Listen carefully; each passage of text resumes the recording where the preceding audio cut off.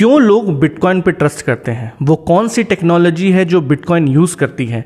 क्यों लोग अपनी गाड़ी कमाई जो ऑनलाइन ट्रांजैक्शन करने से डरते हैं लेकिन बिटकॉइन पे लगाते हैं? इतना महंगा है बिटकॉइन, क्यों अपनी जो जमा पूंजी है लोग उसको बिटकॉइन के ऊपर खर्च करते हैं? क्या उन्हें डर नहीं लगता कहीं बिटकॉइन का पैसा गायब ना हो जाए? इन सब सवालों का जवाब आपको इस वीडियो में मिलेगा। वेलकम टू सोशल अनुज। आज हम बात करेंगे वो कौन सी टेक्नोलॉजी है जिसके कारण लोग बिटकॉइन पे अपना ट्रस्ट रखते हैं और बिटकॉइन हमेशा दिन ब दिन महंगी और महंगी होती जा रही है। इस वीडियो को अंत तक देखेगा, आपको बहुत कुछ बिटकॉइन और उसकी जो टेक्नोलॉजी है उसके अंदर की वो आपको समझ में आ जाएगी। बिटकॉइन के जो बाकी ज़्यादा सारी चीज़ें हैं कि बिटकॉइन क्या है, कैसे शुरू हुआ, वो मैंने पिछले वीडियो में बताया है। नीचे लिंक होंगे या आप प्ले लिस्ट में होंगे तो प्रीवियस जो वीडियो है उसको आप देख लीजिएगा। आपको बहुत कुछ जो बेस है, जो फाउंडेशन है बिटकॉइन का, वो समझ में आ जाएगा। आज हम बात कर रहे हैं क्रिप्टोग्राफी की और ब्लॉकचेन की। ये कौन सी टेक्नोलॉजी है जिसको यूज़ करके बिटकॉइन अपना ट्रस्ट जनरेट करता है? ये कौन सी टेक्नोलॉजी है जिसको सोच के लोगों को लगता है कि नहीं यार, ये हैक नहीं किया सकता, ये गायब नहीं हो जाएगा, ये कहीं चला नहीं जाएगा, इसके ऊपर अथॉरिटी किसी का नहीं है? ये क्यों ऐसा लोगों को फील आता है? वो कौन सी टेक्नोलॉजी जो ये फील देता है? हम बात करेंगे आज उस टेक्नोलॉजी के बारे में, क्रिप्टोग्राफी। क्रिप्टोग्राफी एक मेथड है इंफॉर्मेशन को कम्युनिकेट करने का कोड के जरिए। ये क्रिप्टोग्राफी का इस्तेमाल जो है बिटकॉइन में किया जाता है। ये क्रिप्टोग्राफी क्या है? सुनने में समझ नहीं आया कि बॉस क्या है क्रिप्टोग्राफी, तो हम देखते ही हैं सारी करेंसी को हम क्रिप्टो करेंसी कहते हैं।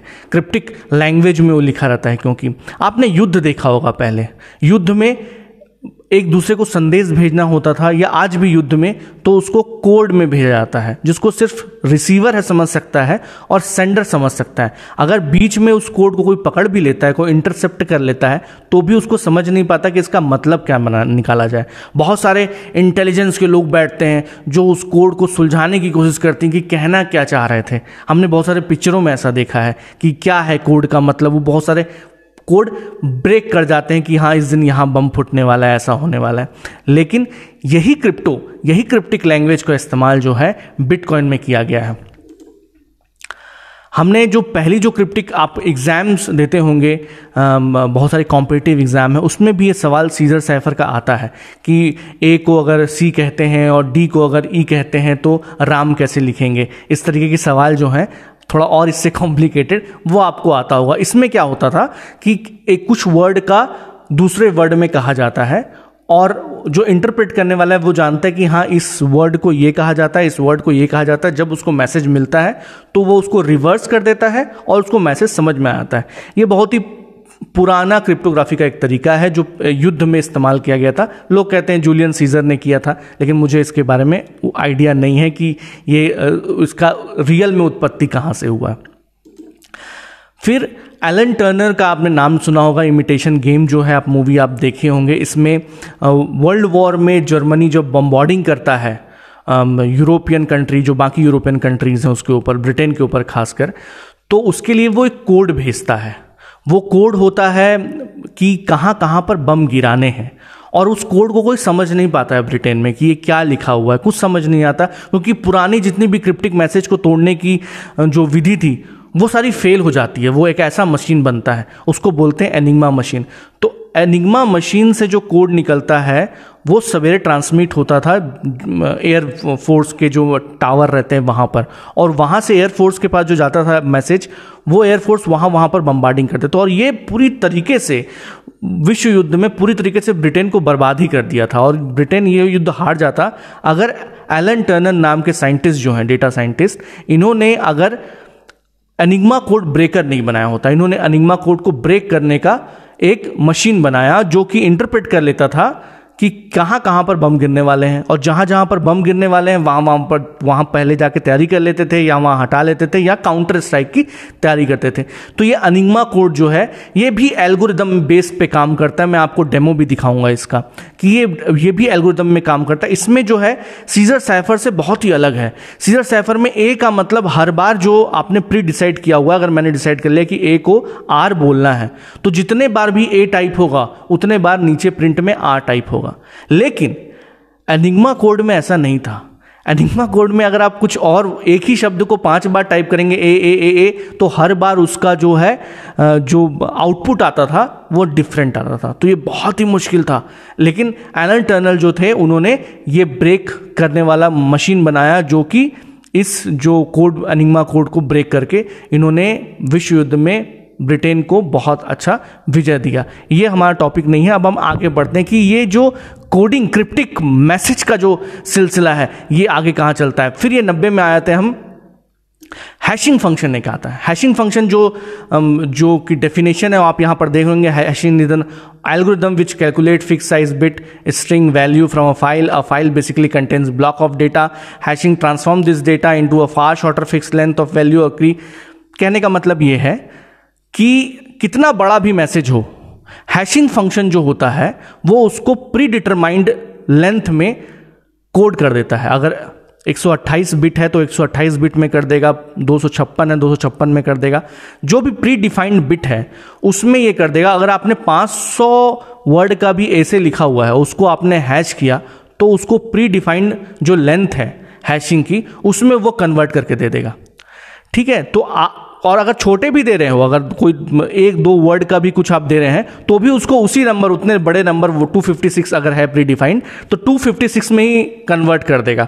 तो इसको बोलते हैं हैशिंग फंक्शन। तो ये क्रिप्टोलॉजी का ही एक एडवांस वर्जन है, क्रिप्टोलॉजी है, इसका एडवांस हम आगे आ गए हैं। तो हैशिंग टेक्नोलॉजी जो मेन है, वैसे बहुत सारे मेन जो है MD5 सबसे पहले आई, फिर SHA-2 आई और SHA-3 आई। तो SHA-2 अभी बिटकॉइन जो है SHA-2 ही यूज करता है। ठीक है, MD5 पहले हुआ था लेकिन उसमें कुछ प्रॉब्लम आ गए थे और बहुत सारी क्रिप्टो करेंसी जो है वो SHA-3 यूज करती है। अभी SHA-3 यूज कर रही हैं जो कि और ज़्यादा सिक्योर है, जो SHA-2 से भी सिक्योर है। इसका मतलब ये नहीं कि SHA-2 जो है वो ख़राब है और उसमें कोई प्रॉब्लम है, बिल्कुल ऐसा नहीं है। अभी तक SHA-2 को ब्रेक नहीं कर पाया है लोगों ने, SHA-3 को भी ब्रेक नहीं कर पाया लोगों ने। तो ये भी जो है, जो भी मैसेज है उसको क्रिप्टो में बदलने, क्रिप्टिक लैंग्वेज में बदलने की ही टेक्नोलॉजी को हैशिंग कहते हैं और ये टेक्नोलॉजी का इस्तेमाल करके ही ये किया जाता है। आपको इतना समझना है। आगे बढ़ते हैं हम। तो इसमें हमको देखना है कि इसमें 1 वे डेटा कम्युनिकेशन होता है। अगर आपने ये आप डायग्राम अगर आप देख रहे हैं तो इसमें ये ग्रीन कलर का कुछ साइज बना हुआ है और ये ग्रीन कलर बाहर आउटपुट आ रहा है। मैंने नेक्स्ट में एक ट्राइंगल डाला और ये पिंक आया क्योंकि उसका कलर वैसा है। थर्ड है वाइट।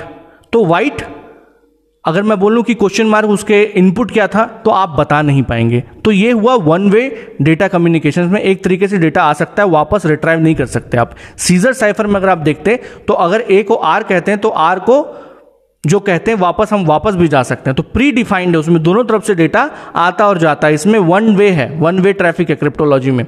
ठीक है, तो ये हैशिंग जब हो जाता है तो आप वापस नहीं जा सकते। व्हाइट कुछ भी हो सकता है, व्हाइट सर्कल हो सकता है, व्हाइट रेक्टेंगल हो सकता है, व्हाइट हाथी हो सकता है, व्हाइट घर हो सकता है, कुछ भी हो सकता है इनपुट में ना। हमने सिर्फ कलर बताया है, आउटपुट क्या है। तो पहले वाले का ग्रीन है, दूसरे वाले का पिंक है, चौथे वाले का व्हाइट है, लेकिन इनपुट क्या हो सकता है। तो इसमें कोई गैसेस नहीं हो सकते। इसमें इनपुट में सफेद घर हो सकता है, सफेद टी शर्ट हो सकता है, सफेद सर्कल हो सकता है, सफेद ट्राइंगल हो सकता है, कुछ भी हो सकता है सफेद। तो आप इनपुट को गेस नहीं कर सकते और अगर आपको गेस करना है तो आपको बहुत सारे चीज डालने पड़ेंगे और शायद ही वो सही हो। तो इसमें आप रिटर्न डेटा डाल ही नहीं सकते। अभी जो मैं आपको बताया हूं इसको हम लोग एक बार लाइव देखते हैं, फिर आगे के वीडियो में अपन जाएंगे। तो ये हम देखते हैं यहां पर कि आपने कोई भी प्लेन टेक्स्ट यहां पर डाला, तो यहां पर मैं मान के चलिए सोशल अनुज डालता हूं। ठीक है, अब मैं इसको इनक्रिप्ट करूंगा तो ये मैसेज बनकर आ जाएगा। ठीक है, सोशल अनुज को अगर मैं इनक्रिप्ट करता हूं तो सोशल की जगह ये आ गया, अनुज की जगह ये आ गया, 4 लेटर के बदले 4। तो ये सीजर साइफर है, जहां पर ए को आर, आर को एम ऐसा बोलते थे, वो ही है। अगर मैं यहां पर अगर आप देखेंगे कि 3 बार ए लिखा हूं और इसको इनक्रिप्ट करता हूं तो 3 बार ई आएगा, मतलब ए को ई बोलते हैं। ठीक है, और अगर यहां पर मैं 3 बार ई लिखता हूं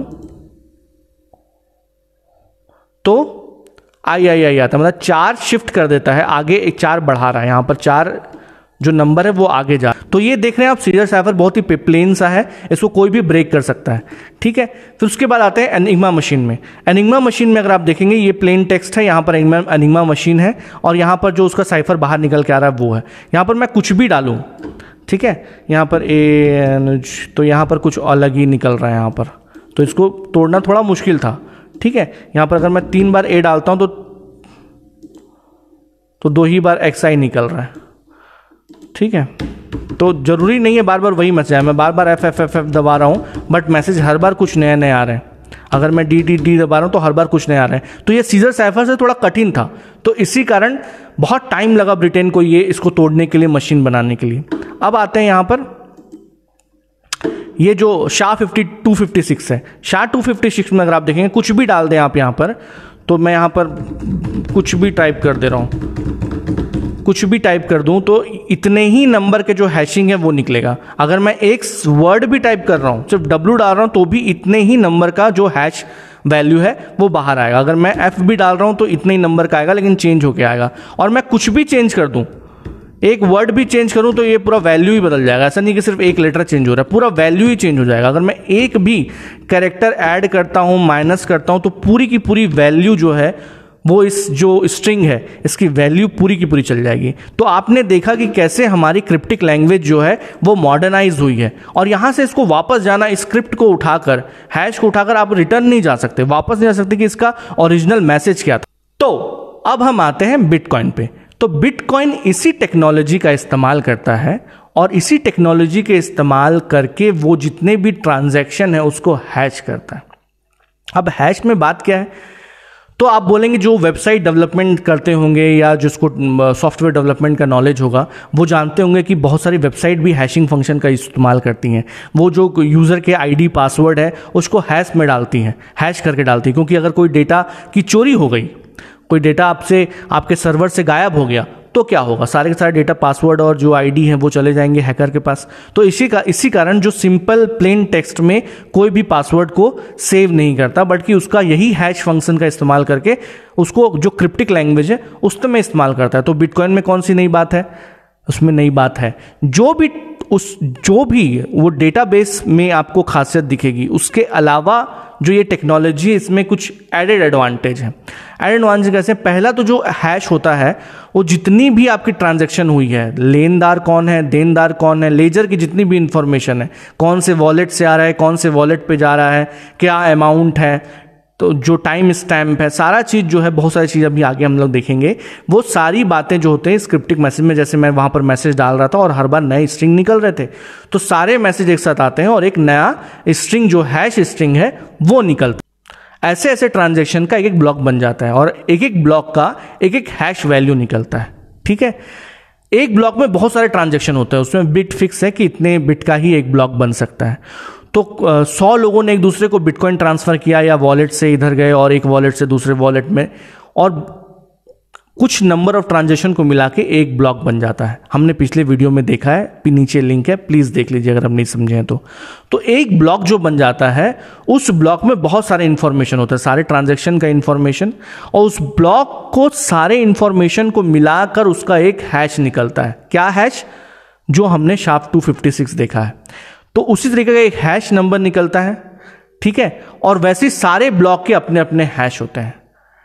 ठीक, आपको समझ में आ गया कि ये जो है सारे इंफॉर्मेशन जो है ये प्लेन टेक्स्ट में नहीं जाते हैं, ये सारे के सारे हैशिंग में जाते हैं। अब खास बात क्या है, खास बात यह है कि अब ब्लॉकचेन में आते हैं। ब्लॉकचेन, आप इतना वर्ड सुनते होंगे कि blockchain technology, future is blockchain, blockchain, यही ब्लॉकचेन है कि अभी तो डेटा जो है सबका अपना अपना हैश है। ठीक है, हर हैश यूनिक है, हमने देखा है, एक भी कैरेक्टर हम लोग चेंज करते हैं तो पूरा का पूरा स्ट्रिंग का वैल्यू चेंज हो जाता है। तो ब्लॉकचेन क्या है, a community maintain database transaction which grows but can not be modified. इसको चेंज नहीं किया जा सकता। क्यों नहीं चेंज किया जा सकता, डेटाबेस जो आपका वेबसाइट का डेटाबेस है उसका मैं हैश जो है चुरा सकता हूं, चेंज कर सकता हूं, हटा सकता हूं, डिलीट कर सकता हूं, बट यहां पर आप जो है उसको मॉडिफाइड नहीं कर सकते हैं। ब्लॉकचेन में कहा गया है कैसे, कि यहां पर एक जो ब्लॉक का हैश है वो दूसरे ब्लॉक में जाता है। समझ रहे हैं, इस ब्लॉक में सिर्फ ट्रांजैक्शन नहीं है, एक सिंगल ब्लॉक में सिर्फ ट्रांजैक्शन नहीं है, इस ब्लॉक में पिछले ब्लॉक का जो हैश निकला है वो वैल्यू भी जुड़ी हुई है, और सबको मिलाकर पूरे ट्रांजैक्शन और भी कुछ कुछ दो तीन चीज़ वो मैं आगे देखेंगे, लेकिन अभी इस वीडियो में आप इतना समझिए कि सारे ट्रांजैक्शन और पिछले ब्लॉक का हैश जो निकला हुआ है वो मिलके इस ब्लॉक का हैश निकलेगा। जहां पर हम देखते हैं कि एक वर्ड भी चेंज होने से पूरी की पूरी हैश की वैल्यू बदल जाती है, वहां पर पिछले ब्लॉक का जो हैश है वो इस ब्लॉक के हैश में जुड़ा है और सबको मिला के एक नया हैश बन रहा है, और फिर ये जो नया हैश बन रहा है वो अगले ब्लॉक में जुड़ रहा है, फिर नया हैश बन रहा है। यही ब्लॉकचेन है। और आप देखेंगे डायग्राम में कि हर एक ब्लॉक का जो हैश है, ये रेड वाला जो है, रेड वाला इसमें जाएगा, और ये वाला जो है, येलो वाला जो है, ये हैश मिलके फिर लास्ट वाले में जाता है। तो हम देख रहे हैं कि यहाँ पर हर एक ब्लॉक का अपना जो चेन है वो आगे से बंधा हुआ है, और कहीं पर भी हम चेंज नहीं कर सकते। क्यों नहीं चेंज कर सकते? कि ये जो, अगर मैं ये जो प्रीवियस ब्लॉक का हैश है, इसको मैं अगर आगे बढ़ा दिया और आगे वाले हैश में एक नया वैल्यू डाल दिया कि पुराना वाला ट्रांजैक्शन का जो हैश निकला है वो सारे ट्रांजैक्शन को मिला के निकला है, कि किसी ने किसी को 100 बिटकॉइन दिए, किसी ने 120 बिटकॉइन दिए। अगर मैं पुराने वाले ब्लॉक में एक चेंज कर दूं, टाइम स्टैम्प बदल दूं, या 100 की जगह 200 बिटकॉइन कर दूं, मैं सिंप्लीफाइड करके बता रहा हूं, 200 बिटकॉइन कर दूं, तो उसका पूरा हैश वैल्यू ही बदल जाएगा। और जब उसका हैश वैल्यू बदल जाएगा तो जो फाइनल हैश निकला था जो आगे से जुड़ा हुआ है उसका हैश बदल जाएगा, और जो उसके आगे जुड़ा हुआ है उसका हैश बदल जाएगा। तो सारा का सारा चेन ही डिस्ट्रॉय हो जाएगा। तो ये चेन ब्लॉकचेन में जुड़ ही नहीं सकता। अगर आप एक भी वैल्यू चेंज करेंगे तो पूरी की पूरी चेन ही बदल जाएगी। क्यों? पिछले ब्लॉक का जो हैश है वो अगले ब्लॉक में जुड़ के बना है नया हैश, और इस ब्लॉक का जो हैश है फिर अगले ब्लॉक में बढ़ा है। और कहीं पर भी अगर मैं सिंगल चेंज करता हूं तो पूरा का पूरा चेन जो है वो आपका खराब हो जाएगा और उसको नेटवर्क एक्सेप्ट नहीं करेगा। तो मैं इसको आगे पीछे नहीं कर सकता। तो हम यहां पर देखते हैं, जो मैंने आपको बताया, हो सकता है आपको समझ ना आया हो, तो मान के चलिए welcome to blockchain. Previous hash जो है यहां पर बना हुआ ये है। हम एक नया डालते हैं कि 100 बिटकॉइन ट्रांसफर हुआ या ऐड हुआ, कुछ भी लिख दे सकते हैं यहां पर आप, बस एग्जाम्पल है, ठीक है। फिर अगला डालते हैं कि फिर 100 ऐड हुआ, फिर यहां पर डालते हैं कि कुछ और भी मैसेज, कुछ भी मैसेज डाल दीजिए, 200 ऐड हुआ, फिर एक और चेन डाल देते हैं। तो ये सारे के सारे चेन आपस में एक दूसरे से जुड़े हुए हैं। 30 बिटकॉइन है, इसको डाल देते हैं, ठीक है। अब यहाँ पर मान के चलिए सेकंड वाला जो है ना, इसको मैं ये करता हूँ, एक डी जोड़ने, देखिए सारे चेन जो है रेड हो गए। क्यों? क्योंकि इसमें जो इसको मैंने चेंज किया तो इसका हैश जो है वो चेंज हो गया। प्रीवियस हैश तो वही था जो ऊपर लगा हुआ है, लेकिन इसका हैश जो है बदल गया, और इसका हैश बदला तो इसका जो प्रीवियस हैश है, जो ये पहले वाला था, वो चेंज हो गया। फिर ये चेंज हुआ तो ये वाला हैश चेंज हो गया, ये चेंज हुआ तो ये वाला हैश चेंज हो गया। तो आप देख रहे हैं पूरा का पूरा चेन ही खराब हो गया। तो कोई भी चेंजेस नहीं कर सकता है। और मान चलिए मैंने तो आपको यहां पर सिर्फ 3-4 ही ब्लॉक बताए, हजारों ब्लॉक्स हैं। वो उस ब्लॉक में अगर जितने पुराने ब्लॉक हो जाते हैं, अगर 5 साल पहले कोई ब्लॉक बना था, कोई ट्रांजैक्शन हुआ था और वो ब्लॉक में ऐड हुआ था, तो उसको चेंज करना बहुत डिफिकल्ट है, नहीं चेंज होगा। तो जब ये एरर मार देता है तो इसको नेटवर्क एक्सेप्ट नहीं करता, वो ट्रांजैक्शन हो ही नहीं सकता। तो इसमें कोई फॉल्ट होगा ही नहीं, क्योंकि ये हैश्ड है, ये क्रिप्टिक है और ये ब्लॉकचेन से जुड़ा हुआ है। आपको इस वीडियो में आज समझ में आ गया होगा कि क्यों लोग बिटकॉइन पे इतना ट्रस्ट करते हैं, क्यों लोग ब्लॉकचेन टेक्नोलॉजी पे इतना ट्रस्ट करते हैं। नॉर्मल डेटाबेस जो है वो पुराना हो चुका है, ब्लॉकचेन जो है फ्यूचर है, लोग ऐसी बात करते हैं। तो यही ब्लॉकचेन है जो एक दूसरे को अपने चेन से बांधता है, उसमें आप चेंजेस नहीं कर सकते, उसको मॉडिफाई नहीं कर सकते। और इसका इस्तेमाल बिटकॉइन में हो रहा है और बाकी बहुत सारी जो सेक्टर है उसमें इसका इस्तेमाल किया जा सकता है, अभी भी हो रहा है और आगे भी इसके जो प्रॉस्पेक्ट्स हैं बहुत ज़्यादा है। तो आपको ये समझ में आएगी किस टेक्नोलॉजी का इस्तेमाल बिटकॉइन करता है और कैसे वो ट्रस्ट जनरेट करता है। Thank you so much for watching this video. Hope कि आपको कुछ समझ में आया होगा कि बिटकॉइन क्या होता है, उसमें कौन सी टेक्नोलॉजी यूज़ होती है, क्यों लोग बिटकॉइन पे इतना ट्रस्ट करते हैं कि मेरा पैसा कहीं जाएगा नहीं और मैं इस पे इन्वेस्ट कर सकता हूं। अगर आपको बिटकॉइन या क्रिप्टो करेंसीज में इंटरेस्ट है तो please subscribe to this channel और भी किसी को आपके जानने वाले को इंटरेस्ट है तो प्लीज़ शेयर दिस वीडियो। और प्लीज़ अगर आपको थोड़ा भी कुछ लगा होगा कि आपको बिटकॉइन के बारे में नई जानकारी मिली है, नया कुछ समझ में आया है, तो please like this video. Thank you so much.